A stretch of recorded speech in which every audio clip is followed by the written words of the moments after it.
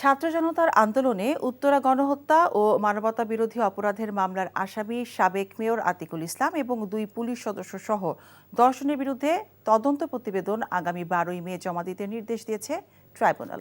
সকালে আতিক সহ 9 আসামিকে কাশিমপুর এবং কেরানীগঞ্জ কারাগার থেকে আন্তর্জাতিক অপরাধ ট্রাইব্যুনালে হাজির করা হয়।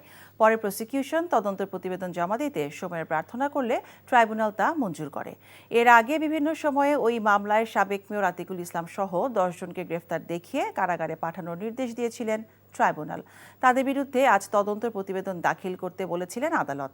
জুলাই-আগস্টে উত্তরা এলাকায় 200-র বেশি ছাত্র জনতাকে হত্যার ঘটনায় সম্পৃক্ততার অভিযোগে মামলা করা হয় সাবেক মেয়র আতিক সহ আসামিদের বিরুদ্ধে। জুলাই-আগস্টের ম্যাসাকারের মামলা, সেখানে আমরা 2 মাসের তদন্ত রিপোর্ট দাখিলের জন্য সময় বৃদ্ধি করার আবেদন জানিয়েছি।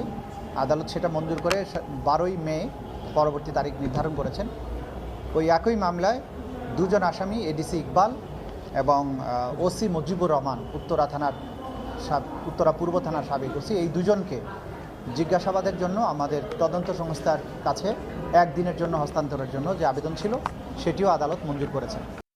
এই ঈদে জামা জুতো অ্যাক্সেসরিজের ডিসকাউন্ট